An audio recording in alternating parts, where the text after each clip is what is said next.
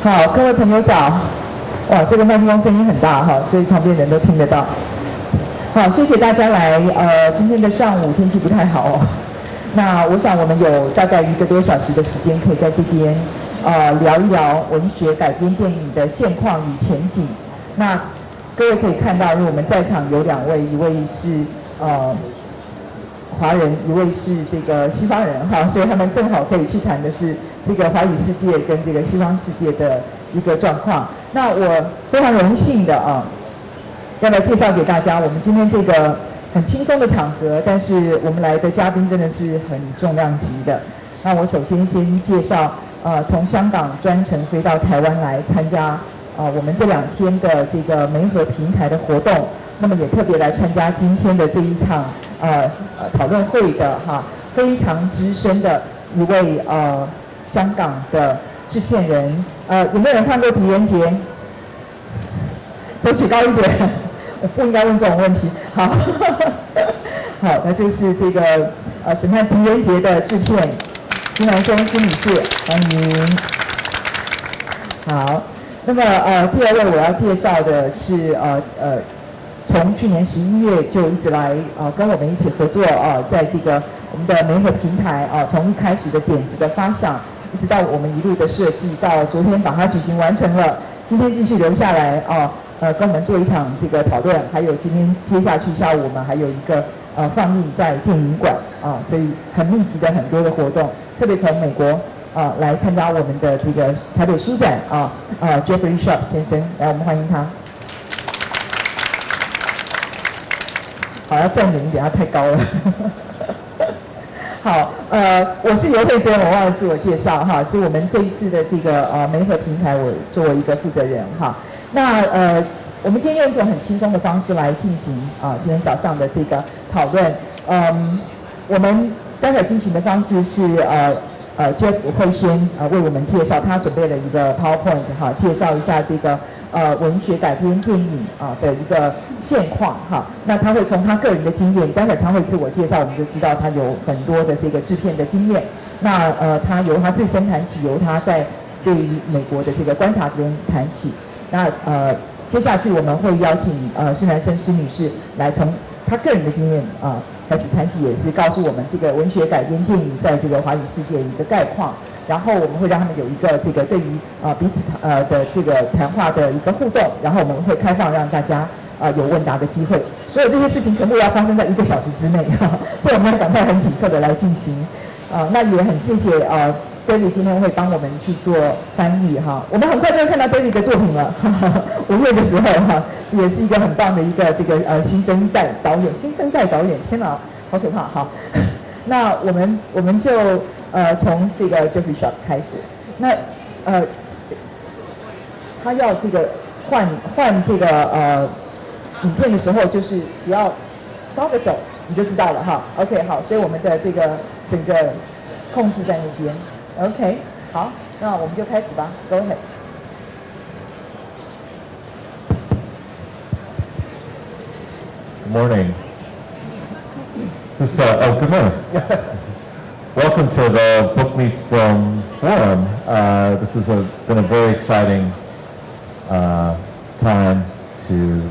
see the dialogue between publishers and filmmakers begin here at the TIBE International Book Exposition. 首先非常谢谢大家今天来其实是一个很兴奋的一个时段能够看到文学跟电影做一个结合。As an independent movie producer in the U.S., when I started my career, I very quickly realized that in order to sustain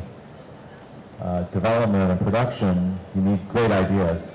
And I learned very quickly that, for me, the best source for inspiration was literature and books. 首先在美国当一个独立制片在他这入行非常开始的时候呢，他就已经开始了解到，其实怎么样去找一些好的故事的一些 idea 是很重要的一件事，而且他也很早就发现了，其实是可以在书里面找到一些点子跟一些创意的。So over the course of the first months of my career, you can see most of my movies were in fact based on books. 这些都是 Jeffrey 曾经制作过的电影啊，那大家都看得到，其实那些都是从小说改编的。Books are a good way of attracting great directors, movie stars, screenwriters, and to attract financing because they're a known source of material upon which to base a movie. 书的好处在于说，它能够吸引一些导演啊，一些明星一些编剧来帮忙改编，以及一些资金的来源。因为书本身可能已经本身会有知名度了，那可以借用这个知名度把这些人都吸引过来。And of course, I'm not alone. Many producers rely upon books, as well as motion picture studios, for their motion pictures. In fact, historically, 30% of all movies are based on books. 当然也不只是 Jeffrey 这个制片这么觉得，有很多制片也都会这么认为。甚至一些比较大型的电影工作的那个发行室啊，他们也会去找小说来当一部电影的灵感。而且在历史上，电影史一直以来呢，大概有30%的电影都是根据小说改编的电影。This last year alone, nearly $3 billion in the U.S. Box office was attributed to literary adaptations. 光是去年呢，就有大概30亿的资金，30亿美金的资金投入在那个文学发展成电影的这个工作上面。And it's also, books are a good indication of quality. The films nominated for Best Picture at the Academy Awards, approximately half are based on books each year. 而且其实每年就是书自己本身会有一种品质的保证。其实每年的那个奥斯卡的提名名单里面，大概有一半的电影其实都是从一个文学著作或小说改编的。This year, The Help, The Descendants, War Horse, and Extremely Loud and Incredibly Close, all Best Picture nominees were based on books. 现在在荧幕上看到这4部电影，其实都是今年的奥斯卡提名名单里面所呈现的电影。对，这几部影片其实都在台湾陆续会上映嘛，哈，你们大概知道比我更清楚。The Help， 对不对？哈，姐妹还有等等，刚刚那4部，哈。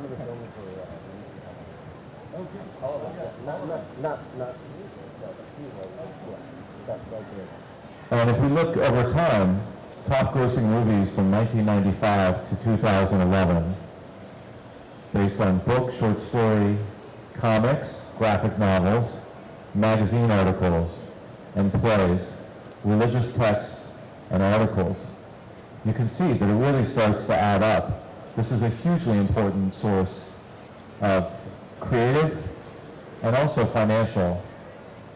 support for the industry. 大家可以从荧幕上的数字上看一下这是一个从1995年一直到2011年的一个统计啊。那这当中其实有很多是从书改编的电影，有些是从漫画，那也有些可能是某个杂志的一个小散文或怎么样就发展成电影，所以那些数字已经慢慢在累积了。And this is also, while it's very good for the movie industry, it's also very good for the publishing industry because movies are a great marketing opportunity for publishers. Movies sell books. 那个这不光是对电影公司以及发行公司能好，这其实对一些文学出版社也是非常好的一个趋势啊。因为电影的话能够帮助你的书卖得更好。In my experience, my films have sold books very successfully. 那以Jeffrey自己的经验的话，或是说他曾经拍过的电影，也有协助这些本来这些书的那种销售量会更增加。Wait a minute, I want to introduce that. 刚刚另一个画面我们可以看到，如果你回到前一页哈，对，这是我们等一下12点的时候会在电影馆放映的影片哈，这是那个就是他制作的这个电影叫做《暗恋》啊，那这部影片好多的女明星，然后我们等下12点那一场再说哈，好，先跟大家说一声。So how does a producer find a book? It's very competitive. There are a lot of producers looking for books, and it can be very expensive. So personally, I decided to start a new kind of company, which is both a publishing company and a film development and production company. And we call this company Open Road. 那怎么去做到？就是怎么一个制片怎么去找一个小说？因为大家都在找，它变得很竞争。所以Judy就有一个想法，他就开了一个新的公司啊。那这个公司呢，其实不只是说电影的那个筹备啊，跟那个融资的一个动作，它其实也同时帮一些书做出版。So it takes a long time for a book to become a reality, from the author's idea to the finished publication, as you can see. 其实一本书的制作过程是很久的一段时间哈，从他开始有想法，一路到怎么去找到一个书的出版社啊，然后怎么去印刷，它其实制作过程是很久的。And you can see it also takes a very long time from the completed book to become a motion picture. 然后大家可以看出来，这整个过程当中，从一本书要研发成一部电影，又是一段很长的时间。So between the publication schedule and the film development and production schedule, sometimes this can take many, many years. 所以从书本身的这个出版跟制作，以及一部电影找到这本书，然后又再去筹备制作、融资来拍片，其实会花很多年的时间，一本书才会拍成电影。So the model of my new company is to collapse that window so the film development and production can begin in earnest when the book is optioned and the idea is optioned. So the producer, the publisher, the editor, the author, and his or her agent are all working together as a team, racing to make a film within the window that the book is published. 所以他现在他这个公司的做法是把这个时间就是有点叠在一起比如说就是请那个请作家请那个出版社然后请制片导演大家一起进来坐下，大家一起同一个时候把这个时间浓缩起来同时制作这件事情，就是书的制作跟电影的制作是可以并行的。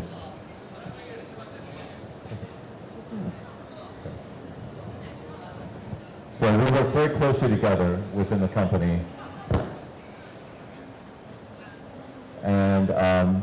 we're very hopeful that these books will turn out to become successful films and television shows. As you can see, these are some of the books that Open Road publishes. We have everything from a love story to a very famous book by William Styron, Lie Down in Darkness. Scott Cooper is directing, who directed Crazy Heart. We have a true story, Moonshot, about the race to the moon, and a young adult story called Gift that we're producing for television with director Mick G, who does Supernatural. 所以大家看到这几本书是目前 Jeffrey 的公司拥有版权以及当初一起研发的那个小说。那这当中类型非常的多样化有文艺的有科幻的然后有比较惊悚类型的都有。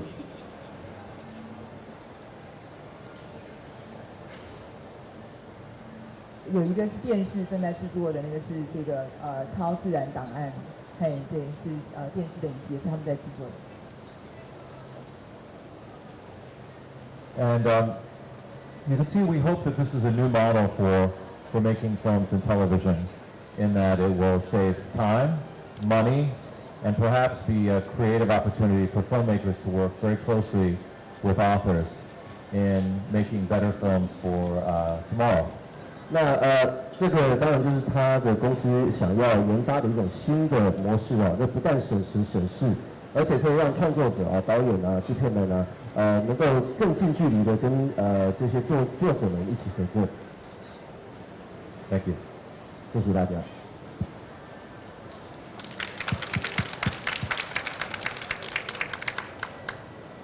好，其实那个就准备了很多的东西，我一直警告他不能讲太久，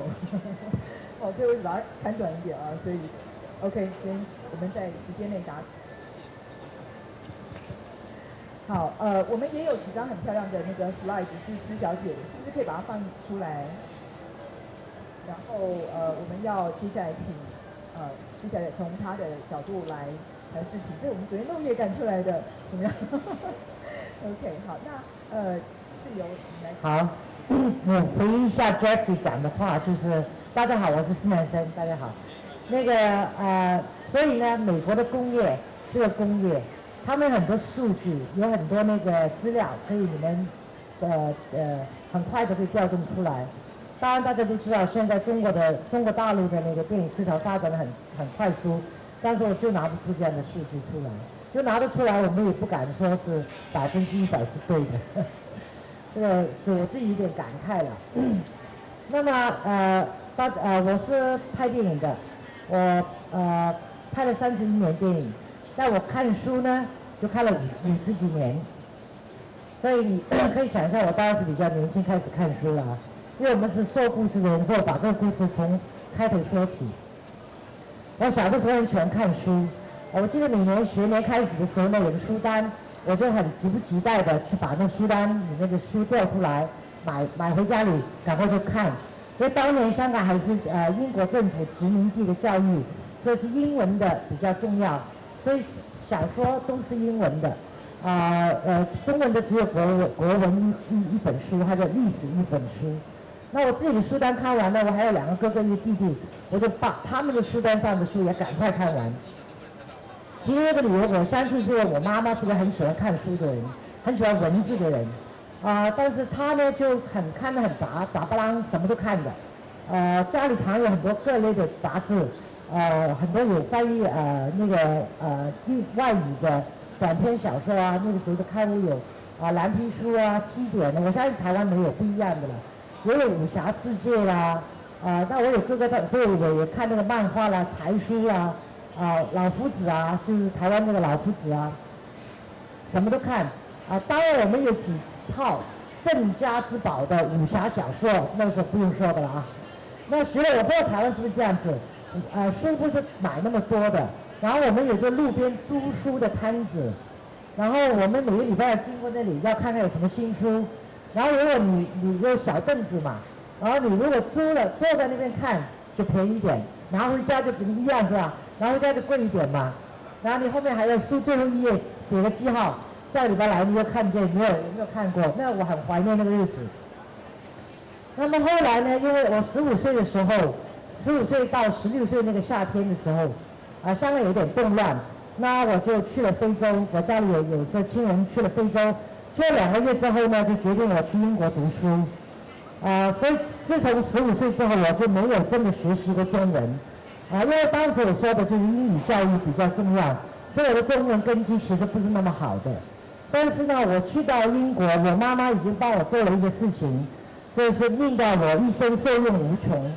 我到英国已经有2箱很大的书在等着我，这2箱书里面呢，包括有一些我当时还没有看过的4大名著，就是《红楼梦》啊、《西游记》这些，有一本唐诗，有一本宋词，然后当然有整套的查良先生的金庸武侠小说，跟梁羽生先生的武侠小说，那其他一大堆杂巴啷的了，也有琼瑶、国良卫，也有高阳的很多历史小说。这2箱书伴了我很多年。我肯定跟你说，虽然我当然中文离开学校的不那么好，但现在我的中文就比离开学校的时候好一点。然后虽然我这些书不是每一本都能够说100%我看得懂，不是不懂，就是不是每个字我都懂。但是因为中国文学的迷人的地方，它情节，武侠小说也是情节那么的引人入胜，人物那么的有趣。那我不是传统，我都能看看很多遍，然后当然呢，看书的不好处就是不想睡觉，要看下去嘛。所以呢，我就在床边很多年，我都放我的唐诗跟宋词，因为我明天要早起的话，我就拿起来看几页，担保一定睡得着，但至少我也看了几页，对吧？也会吸收到一点东西。所以我是非常感谢我的母亲，给我这个一生，让我开发了我很多可能性的一个礼物。至于电影方面呢，也是我妈妈很喜欢看电影。然后放假的时候呢，她会有的时候走过客厅，我们几个小孩子都在看书。然后那个时候带着小孩进场，不用多买一张票的吗？那么当时我有2个哥哥一个弟弟啊，所以呢，他经过的时候他就做这样手势。当我很机警，我就跳快，我看看妈妈有没有这个经过做那个手势。做了我知道看电影了，我就赶快走出来，然后说带我去通常小孩坐大腿嘛，不能多买张票。但我从小就长得比较高，我坐他大腿就看不见，所以我就跟妈妈挤在一个椅子上，这个挤一挤的感觉还是挺好的，我现在还记得很清楚。除了他之外呢，但是他是看的西片的，他不看中文片的。然后呢，我还有一个，你们都听说有个电影叫《桃姐》，有没有？就去年威尼斯拿了最佳女主角，金马奖拿最佳导演、最佳男主角、最佳女主角啊。桃姐是一个家用，就是欧巴桑的，就是家里当年香港很多家庭就有这样的一家用。那我的那个叫乔姐，乔姐呢就喜欢看越剧，所以呢，有的时候晚上她做完事情呢，她就会带我去走路去我们家附近的一个戏院，专门做粤语片的。有很多人给我说过年纪大了，最近的事情不记得，以前的事情很记得。我昨天哪里吃饭我都忘记了，但是呢，我现在还能唱我小的时候听的粤语片的那个粤剧的歌词，我还记得很清楚。所以我有这个中西电影的教育，跟那个看书，那个培养了看书的兴趣。刚刚 Jeff 已经讲了很多行业上的怎么做，我讲一讲我自己的一些个人的感受吧。我来之前我检查了一下，我跟徐克导演成立的电影工作室呢，是1984年成立的，到现在是28年。在这个28年里面呢，我们拍了51部电影。51部电影里面呢，原来我都蛮惊讶我自己，原来有30部是改编自有一些另外的材料的，就是 based on other underlying materials。其中呢，16部是改编自文学作品，还有14部呢，就是改编自或者是类似改编自别的电影啦，就是 remake 一个其他的电影的重拍。或者是另外的一些呢是 based on 就改编自一些或者是民间的传说啦，或者是不止一部的文学作品。我讲个例子你就明白了，叫黄飞鸿，例如他是拍过很多次的电影、电视剧，也写过很多书，但是也是民间很多传说，但历史上也有这个人物。那我们从这个很多材料就重新创作我们的自己的一套东西。在我做的那个改编自文学作品的之中呢，有几部可能大家都有机会有看过的千里幽魂一系列是改编自《聊斋》，我们中国一个经典的鬼故事，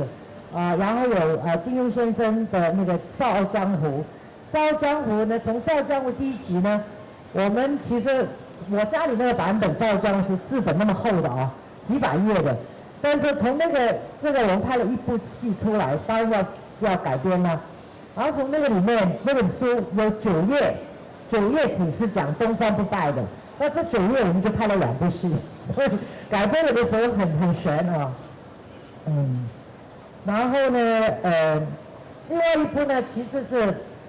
上面是不太成功的电影，但是我觉得这个 idea 本身很有意思，但是后来不成功。这是就我们拍了徐克跟元浩导演合导的一部叫《棋王》，其实是改编自因为不约而同的台湾的张锡国作家很出名的，跟大陆的钟雅成2个都写了一本叫《棋王》的书。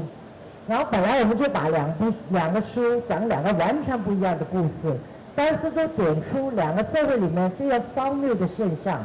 把它对剪这样对比出来，是觉得挺好玩的。然后我记得我不知道你们很多人大概都没有看过，因为太少人看到这部戏了。就是有一个镜头，当时徐导演讲，他说他从5星红旗，中国大陆的5星红旗偏下来，其实新东阳，你们注意，新东阳也是一个红底跟那个黄星的，所以这个也是就是当时这个非常好玩可以。其实我们现在刚刚 Jeff 也讲了，美国虽然很多大片，当然都是改编自那个漫画啦，文学作品也有。其实做得很显而易见，那个效果是会更快有效嘛。中文片也是，今年我觉得更多。你看我们中国电影有史以来的记录，票房最高的3部，让子弹飞、大地震跟金陵13钗3部都是改编那个小说的。去年譬如香港的话，当然也挺有趣的，挺好玩的，就是排第一名的是有史以来中文片票房最高是台湾的《九把刀》的哪一年？是个网络小说的。那第二名呢，就是我们有点香港有点思路有点矛盾，第二名居然是3D 玉蒲团，从最纯情的就到最那个情色的电影啊。所以这改编电影当然是有它非常多的好处我最后想讲一讲我一个个人的感受。当年我没有拍电影的时候，这个例子让我鼓励了我的更加强了我对一些东西的想法。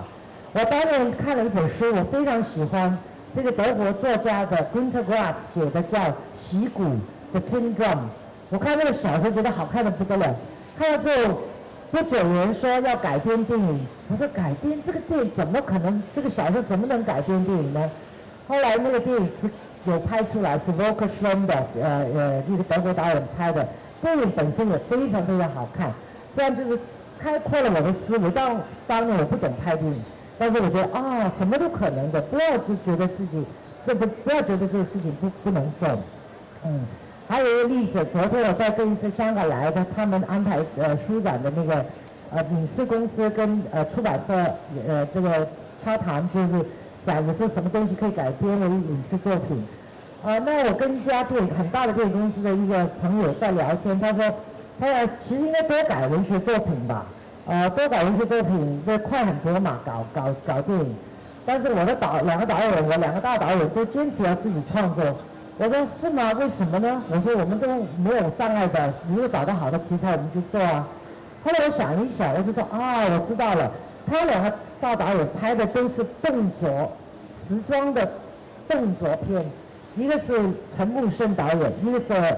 林超贤导演。后来我想一想，我说是不是我们中文文学作品很少，或者我想不到有什么很好的例子是这一类的。现代的、都市的、动作的，可能还带一点间谍的，就是像外国文学有《The Bourne Identity》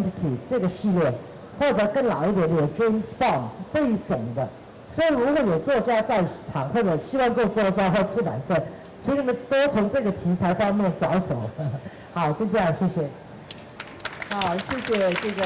男生制片就是像信手拈来，都是很棒的例子我觉得我们今天也应该趁这个机会，2位都是非常在自己的领域里面，不仅是非常的这个资深而且是非常的出色。也许可以我们在书展里头嘛，举一个例子好不好？就说你在你的这个经验里面，你的工作经验里面，哪一本书的那个改编经验让你觉得，或者是特别的愉快，或者是特别的困难？我们也许想一个自身的例子来跟大家聊一聊，这样好不好？我觉得最困难是改编《笑傲江湖》，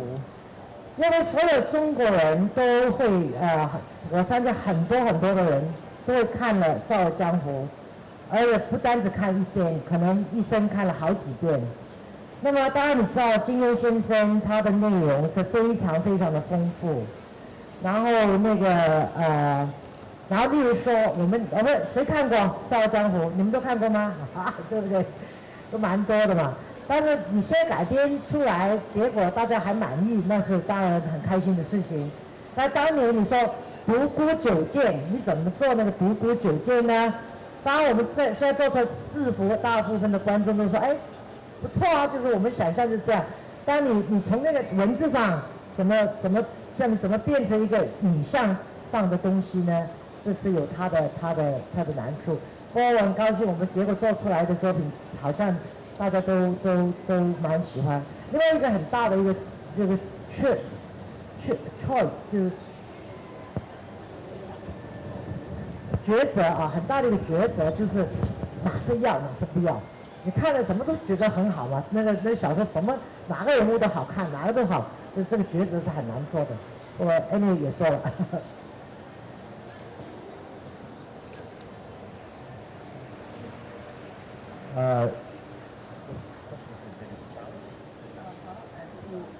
From your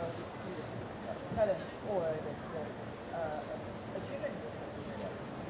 So I can think of two films. The first one that comes to mind is Revolutionary Road, based on the novel by Richard Yates, which was published about 50 years ago, and no one ever read the book, but critics loved it. They said it was one of the best stories of the time. And there was an effort to make a movie of this very famous book for nearly 50 years. It wasn't until we sent the book to Kate Winslet and she responded to the material that the project began to take shape. It's still OK， 好，那个就说他的经验里面，这个很特殊的一部电影哈，先是《真爱旅程》，大家应该都看过这个影片哈。《真爱旅程》这本小说，它是50年前的小说，当时写出来的时候呢，口碑很好啊，评论很好，但是读者很少，就是它并不畅销啊。那放了很久很久之后哈，才有机会去拍成电影啊。所以当时是出版社 offer 过来请这个到 Jeff 的手上哈，这已经是40-50年以后的事情了啊。一本书写完了以后，经过40-50年才有机会要拍成电影，那也还在那个酝酿期，那个酝酿期非常的长，一直到这个Jeff 他找到凯特温斯雷，就是那个铁达尼号的那个女主角哈，对，他没找里奥纳多，他先找凯特温斯雷去就是对这本书产生兴趣这样。The book describes a suburban relationship, a couple that meet their end, and the lead character dies in the end. So it's a very depressing story, and as a result, it was very difficult to find studio financing. But we kept going. Leonardo DiCaprio then signed on to play Kate Winslet's husband. And Sam Mendes, who at the time was married to Kate Winslet, directed the film. The film went on to get made. It received some very good reviews, a number of nominations. But the point of my story is that 50 years after this book was published, it finally became a bestseller on the New York Times bestseller list after the movie was made. So it's a very, very long process, but sometimes the best stories do get told in a way that creates an audience. 好，然后这个因为这个影片在台湾也上映嘛，所以大家也知道哈，这个找到凯特温斯雷，然后说服了当时是他的先生哈，是那个导演来导这个影片，找到了里奥纳多·迪卡皮欧来当男主角啊，所以这个影片就终于在书写完了50年之后，终于拍成电影。那因为它是一个其实是一个悲剧收场的一个电影哈，是一个这个婚姻走到一个极限，然后就是一个悲剧收场的一个作品，所以其实电影公司一点都不看好的啊，也不太愿意做这件事，所以才会拖那么长。但是等到拍完之后，反应非常的好，票房也好，口碑也好，而且还得了很多奖，在那个奥斯卡得了很多奖呢哈，所以有时候就说这个。然后还有后来这个电影出来之后呢，那本书变成畅销书，好，就是他50年写的时候是没有人看的，但是因为这个电影，所以这是一个很有趣的一个特殊的例子。The other example I can think of is my film Evening, where the screenwriter was Michael Cunningham, who is a very famous author of The Hours, and the author Susan Minot was also a screenwriter. And she had created a movie for Bertolucci called Stealing Beauty. So one novelist was adapting from another novelist's work. Both were screenwriters, and both had ideas of their own. So the process was a very, very delicate one, because for independent films like the kind of movies I make, it's very important that the author be happy with the film at the end of the day, because when you're promoting the film, you want the author to come up on stage and be supportive of the director and the screenwriter. So it was a lot of holding hands for many years in the process. In the end, I think both were happy with the collaboration. But as a producer, the journey from the page to the screen is one of close collaboration and a lot of hard work. OK， 好，这段很长，好，就说那个它另外一个例子是我们待会儿要放映的那个《暗恋》那部片，那部片很有意思，就是说它原来是一本书，这个书的作者本身是一个剧作家，她本身是写剧本的女生，她曾经跟贝多路奇合作一部叫《偷香》，很多年前台湾也放映过那但是那本书要改编成电影的时候呢，他们邀请的是另外一位是时时刻刻那个小说的作者请他来因为他本身也写剧本所以请他来把这个小说改编成剧本，然后才拍成《暗恋》这部影片。那所以这两个人他同时又都是剧作家，同时又都是作家所以那个关系比较特殊一点那不过就说改编的这个文学改编电影这件事情，你终究还是要让原始的创作的这个作者要很开心，因为你拍成电影之后，你总希望他可以跟你上台一起出席，或者是大家还可以一起去这个 promote 你的这个作品所以是一个很细致，那个过程是一个很细致的一个过程。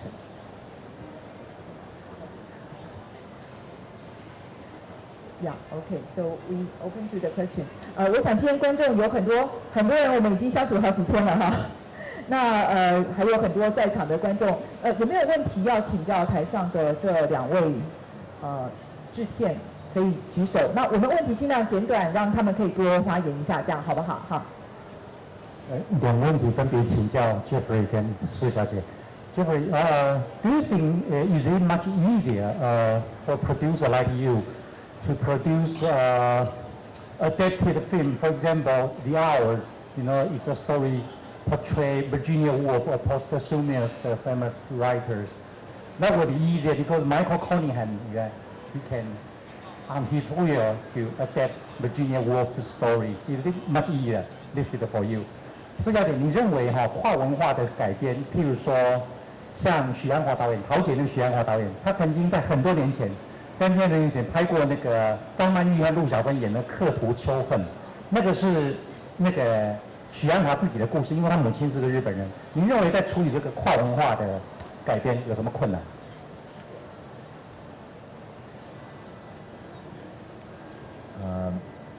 ？I think personally as a producer, it provides me with a blueprint, a game plan for how to attract talent, actors. If I have a good book, it's always, I think the power of a story is unique in bringing people together, and oftentimes the films that I make are low budget and require actors and crew and director, producers to work below their studio rate. And I think people show up for work and generally have a good attitude if they believe it's in the service of a great story. And so that's really my business model, is using great stories to attract great talent. 好，基本上那个 Jeff 说他拍片，我们虽然看很多美国那种大的那种制作但是基本上 Jeff 做的是比较小成本的作品品质很高的。然后呢，就是他在那个制作的这个过程里面，重点是他会用很好的剧本故事去吸引就是一线的这很棒的演员，用比较低于那个行情的价钱来做一件大家觉得好玩有意义的事情，然后来拍成电影。这是至少是他这一位制片他的模式，所以他不是做那种大的那种制作这样子。我想问清楚，这位先生问的意思是说，拍电影的时候，跨文化的难处在哪里，是吧？那个跨文化当然就本身它就是多一个你要处理的议题了。这个拍电影有很多议题，很多东西要处理的。但是我觉得这个有高有低。我举一个例子，我认为他相当佩服的，就是当年的 Bertolucci 拍了一部电影叫《The Last Emperor》，最后一个皇帝，末代皇帝，他不懂中文的，英文听说他也讲的不是太好的，他居然跑到中国去拍一个末代皇帝。如果你看过这个电影，肯定中国人拍出来就不是这个样子，但是非常有他的他的想法、他的愿景、他的 interpretation 他看的这末代皇帝，这个是个高手所以我说这个导演就是题材就是不跨文化，肯定就多一个你要处理的东西，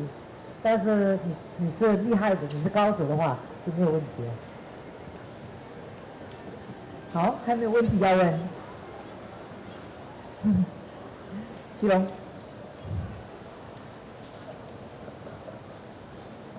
哇，大家都这么不好意思啊。其实，在那个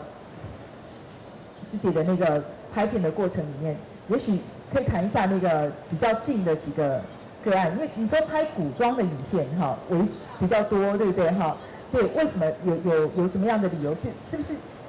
时装的影片，或者是这个现代的题材，跟这个处理古代的这种题材上面？这个原来因为我们以前我们都很喜欢那个看那个武侠小说什么的。我记得我拍第一部古装是《倩女幽魂》，是所有人都反对的，所有人，因为那时候呢，香港电影是没有古装的，只有时装的，而古装呢就是电视台做的。那么我们要这个徐导演想拍《倩女幽魂》的时候呢，他就想找一个女的，他说要找一个女的很放的，因为他演一个女鬼去勾引男人嘛。我不要那种很拘谨的在这个艺术上的意图。然后他说我找个日本的，那香港的可能这演员都是比较保守，不行。所以王祖贤，当然这是他经典的一个角色。王祖贤是听说有这样的事情，跑来找徐导。王祖贤当年是台湾的打篮球的嘛，对，他打篮球，然后他是当年他演过一部时装叫《表错七日情》，就红得不得了，长发美女这样。那他来推荐自己的时候，他也挺高的，所以呢，我们说好像不太适合。他是一直坚持，他说你让我来试镜，我愿意来试镜。那个时候大有人都不来试镜的，你要我就要我，不要我就那个。那后来我说你好像太高一点，你没有那种古装的女生的那种妩媚的感觉。他说你让我来试吧，你让我来试。结果他来试了，然后那个时候我已经想了找张国荣做那个男的，但是怕他比张国荣高，你知道？那张国荣很时装的。好了，我们决定了就是他们的王祖贤、张国荣。一讲出来，全世界反对，因为我搞错啊，那个张国荣是唱 Monica 的嘛，就是怎么可能张国荣是古装书生，然后那个女的又是打篮球的，那么高的女生，而且这《倩女幽魂》这个电视台常做这种古装的戏，没人要看。所以我们很坚持，这个徐导演找了陈晓东导演来导那个《倩女幽魂》，所以拍得很辛苦，因为当时没有古装的这个类别呢，因为很多配套的东西都没有，譬如说那种现场用的很多钢丝啊什么，就很少拍。当然有时装也有用，但是没有古装的那种要求，那么厉害，不太一样的那个工作人员，大家都要习惯很多新的东西，所以拍得很辛苦，拍得很贵。后来出来就还好，就木一新了。那之后呢就变了，我们好像是古装专才这样子。就开了这个古装的题目之后，你就发现很多题材，就那个之前你注意一下电影史很少，极少，几乎没有。所以开了这个呢，就很多人拍古装了，那就好像多了很多新的题材。包括很多武侠小说我们的那个经典的一些古代的故事这样就拍下来。那么就是我们也有拍时装，但是近几年来呢，很不幸的是因为我们都要尽量能够的话就有中国的市场。那中国大陆呢，那个审批的制度呢，现在目前呢还是比较很多题材是不能拍的，比较敏感。所以呢，古装是最容易的。就你要拍时装的动作片，你要有说坏人是哪里来的？坏人是打劫银行，咱们中国是没有打劫银行，我们都非常和谐的嘛，没有那个。那你说坏人怎么来呢？你不能说有黑社会，又不能说有那个不满意的下岗工人，所以这个变得我们有这个限制是，所以古装呢就比较可以有可能性大一点，是这样子，近年来是这样子。是。好，那么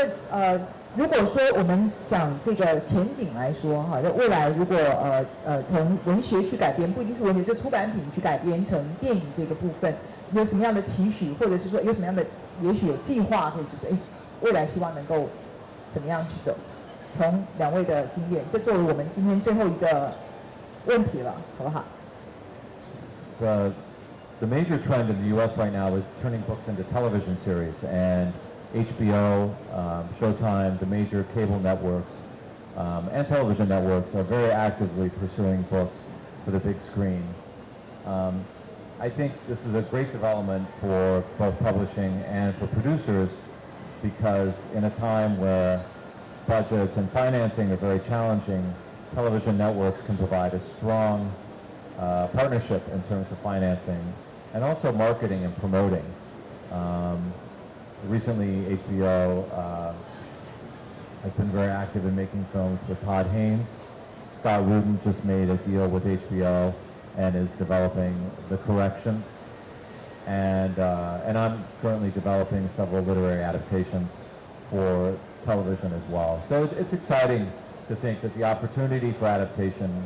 continues to change and grow. 好，就是觉得就是说。未来的趋向其实从现在开始都是了哈，这个趋向就是文学改编不只是电影，电视会是一个很重要的一个管道哈，电视的影集啦，电视的各种的节目哈，那这个在尤其我们如果看美国，其实我们在台湾看HBO很容易啊，就会看到他们的这个很多的作品，还有很多实际上很多电影的导演也都去拍电视的，就是改编电视这样子。所以这是他看到的一个趋势，在制作上，在所有这个未来的趋势上，这是很重要的一块。And I might just add that the television networks, especially cable, are very edgy and very interested in material that's provocative, sexy, engaging, modern and historical. But the television offers opportunities to tell, I think, some maybe new kinds of stories. 好，那再来就说，因为电视，尤其是有线电视哈，它其实那个领域很宽广，它很多元的所以它在题材上面的这个接受程度跟那个多元性就很多哈，它传统的这个故事啦，或者是like mini series. OK， 所以像比方说有一些书非常大本的书，很长的书。它可以用这个一个迷你影集的方式去呈现，所以它比这个拍成电影这个2个小时的限制，它的自由度来得更宽广哈，题材上的选择也更多，所以这个是他看到的一个未来的趋势。我补充一下，他刚刚其实还有讲，就是现在的这些电视影集拍法 ，OK， 以及手法，还有它的那种它的爆发性以及是性感程度，都是他们越来越敢拍了。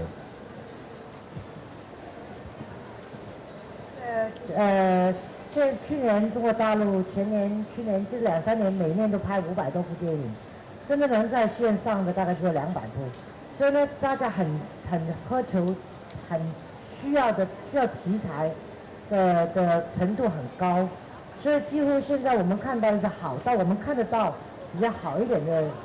材料或者题材，已经有人买掉了，或者我们想起一些看到一些别的地方，日本啊、韩国啊，很多你听到你感觉到呢，你一去问已经卖掉了，所以这个市场会越来越，我现在越来越蓬勃。也有就是刚刚那个 Jeffrey 讲的一些现象，就是成功的电影，我们有成功的可能原著拍电影很成功，我们再把这个电影又拍电视，这个也有很多这样的趋势。那我想到一个像那个。除了电影跟电视，还有其他的那个媒体的部分，游戏、电玩游戏那些，所以那个部分跟文学改编，不一定文学啦，就是出版品的改编也是会有一个相对的关系这样子。般来讲，不过现在真的是不够力气去做。一般来讲，我改编过一个梁羽生的《七剑下天山》，那么当时我们是有 develop 一个游戏，但是后来没成，那个韩国公司垮了。那同时我们这原著小说，我再出了一本是绘本，就找了几个艺术家画一些 impression， 就是他的 interpretation， 他的对旗舰的一些图。然后还有原声带，还有当然原来的书出版同时配合，还有电影，还拍了电视剧，就是游戏那块没做起来，这都很多各种，还有我做了一个当时第一次做一个那个 mobile film， 就是每天1分钟把电影能拿出来，这以前电影是收起来的，我有什么好东西收到你上画前多少天我才打一个预告给你看。怎么收？现在不是嘛？现在资讯是越发的多，那这个时机要掌握得很好。那现在是开放型的嘛，发都发给你们看。There's also a trend today with electronic books on the iPad or on a tablet. You can also embed video. So if there's a famous book with a movie adaptation, when you buy the book, sometimes you can also watch clips from the movie. And at my company at Open Road, some of our more famous authors and books, we include video. So it's really cool for a young person who maybe isn't familiar with the video. For instance, they could watch one of our movies inside the book. So it's very interesting to see where these worlds are converging.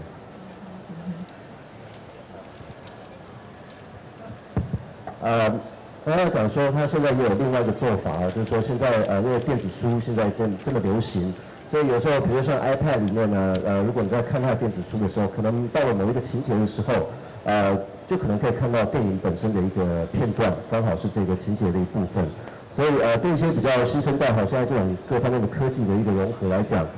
现在看电影的方式也不太一样。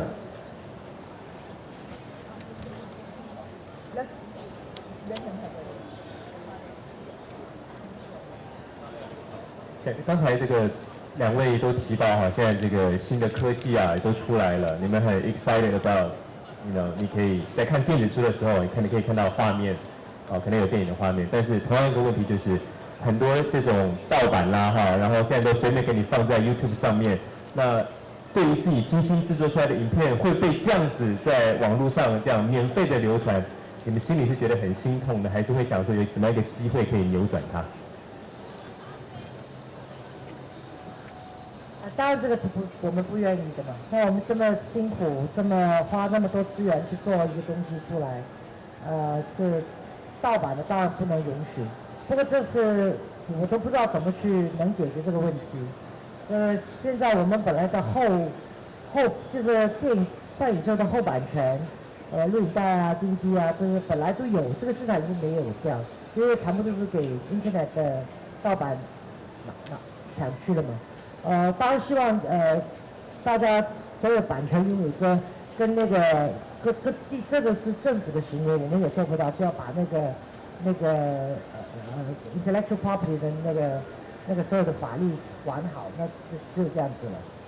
实在我们也没有办法，我也想不，我们常常都在聊这个，跟很多行家，不单只是中国的，还有外国的，大家都在想怎么办。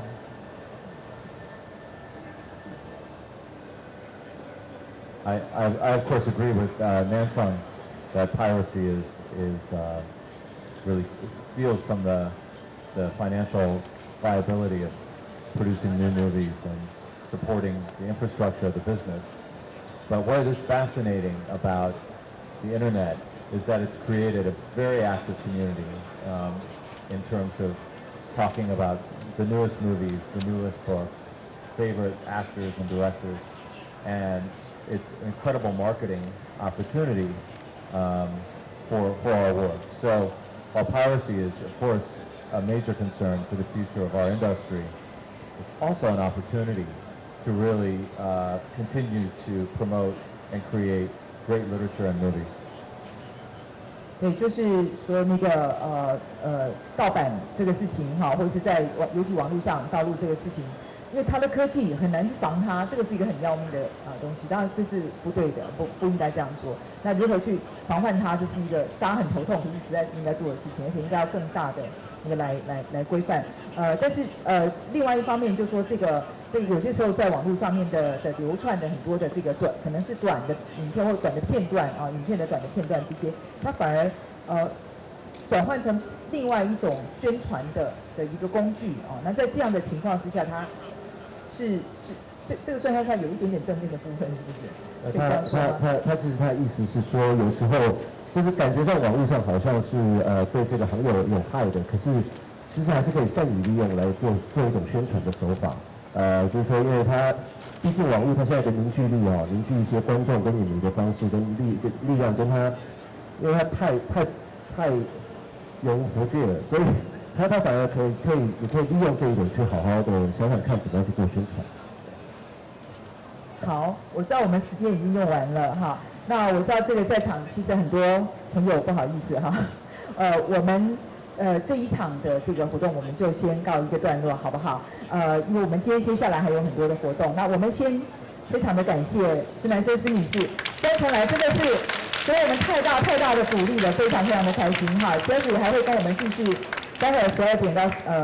2点半在那个我们的电影馆，还有刚刚《暗恋》这部影片的放映以及讨论也欢迎大家可以过去。好，再次谢谢两位，谢谢。